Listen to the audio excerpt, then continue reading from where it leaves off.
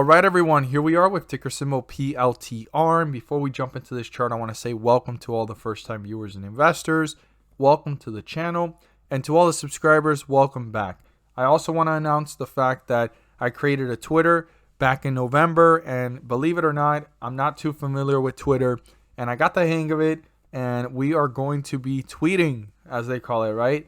Any information that pertains to stocks, anything I'm watching, anything that is just informative to everyone as a whole. And then you guys have the option to comment down below and even retweet the insight to share with other investors. So I found it as an avenue where we can retweet or discuss in the comments down below anything that's going on and have discussions on there. So check me out on Twitter. I'm going to put the link down below.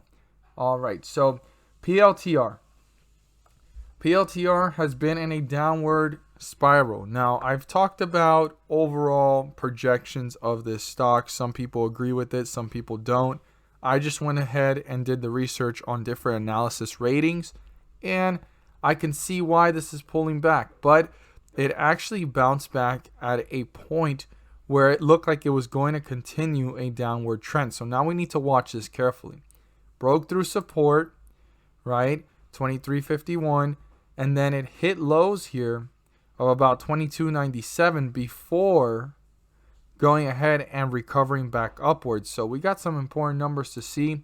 This is going to be a pretty narrow stretch here within the last couple hours of the day, but I want us to look at it a little bit broader than just the numbers I'm about to share. So I want you guys to go ahead and stay tuned for that, because it's not just these numbers. There's so much more going on. These are the support and resistance levels based off the last couple hours of the day, but it's such a narrow stretch that we need to know a little bit more about the chart than just this. So the first thing is the 50-day moving average. The 50-day moving average is 23.73. Definitely keep that in mind, and keep in mind that as long as we're above it, we're in bullish territory. The moment we're below it, we're in bearish territory. So I think that's one of the most important things right now going on with this chart. And it's in a tug of war because the bears could appear tomorrow and start to pull this one down. This is the first time that the bulls actually significantly pull up away from the 50-day moving average and break through it to hit newer highs since way back here on December 24th, when it started to end up in bearish territory. It's been below the 50-day moving average since. The bulls have been fighting to bring it up, but this has been in a pretty bearish trajectory. So it looks like there's a slight reversal here, but there's some important things here on this chart. So if this resistance is broken through, the next one would be up here at 25.18. You can write that down. And the lowest point reached in the bearish trajectory is 22.50. Definitely want to write that down. Now, the lowest point before the run started was right here at 22.98. You can write that down as well to keep it in mind. If the 50-day moving average does get crossed, that's the next support level to see the behavior of the stock and how the tug of war is going on. But all these points of reference are very important for the next coming days and weeks. Now, our true support here within the last couple hours of the day is 24.24. If that gets crossed, we're still in bullish territory, but you want to watch it carefully, because every moment downwards or closer to the 50-day moving average is one step closer to bearish territory, giving leverage to the bears. So 24.24, even though we're in bullish territory, you want to watch it carefully and how this stock is reacting between the 50-day moving average and support. Very, very important to watch the behavior and how the stock is reacting.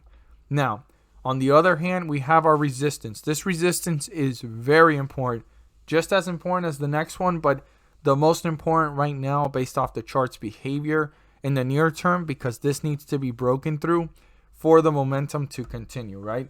For the bulls to continue the staircase effect that they've been creating based off of these supports, right? They turned this into a support, went on, and continue that upward movement. And excuse my terrible drawing. This is just to illustrate so you guys can visualize the importance of these points to continue to work their way up. So this resistance level definitely needs to be turned into a support and pulled away from so the bulls can continue their trajectory. And that's 24.66. That's the highest point reached in this run. And for this momentum to continue, it is important for the bulls to break through 24.66, turn it into a support and pull up. Another reason being is because if they just hang out sideways, the 50-day moving average will start to come up and it could break right through the price, end up above the price, and the price ending up below it, and then giving leverage to the bears to pull this one down, by default ending up in bearish territory. I think that's one of the most important things as well here with this chart, and we need to keep that in mind. As always, if you found this video helpful and informative, please do so and subscribe. Don't forget to click on the bell to turn on all notifications and not miss a single video that I post. Share this with your friends and community, and don't forget to hit the like button to let me know you watched this video. Thank you guys so much for watching, and let's make some money. At the end of this video, there's going to be a pop-up video, and in that video, I will be discussing about the S&P 500 index and how it's been rising several points on scheduled dates. As you see here on the graph, these circles are the dates that the pumps have happened, and I use them as examples to show you guys how much the stocks have risen, and the S&P 500 index rose on those dates. And the reason why it's rising is due to the fact that the Federal Reserve is pumping the markets. On these dates, the charts and the dates speak for themselves, as we can see it here, and I break it down into more detail in the video. But just to summarize it, on these dates, the S&P 500 rises, and there's individual ticker symbols rising up with it, anywhere from 30 cents to $3 per share. I know it may not seem like a lot, but per share that does add up, and these individual ticker symbols are giving you back profits. These are profits, and like I always say, profits are profits. Whether it's $1 put into the market and you get back $2, you've put in an initial investment and you got back more than what you started with. That's what it's all about. And also in the video, I go into further detail showing you guys these dates and showing you how much it rose. Like for example, this was one of the last pump dates, and the lowest point that it reached was down here at 35.11, and the highest point reached was 35.57. That's like a 40-point jump. And here we're seeing the same thing. It went down to 35.88 and it rose up to about, I'd say, let's see, this is all still in the same day.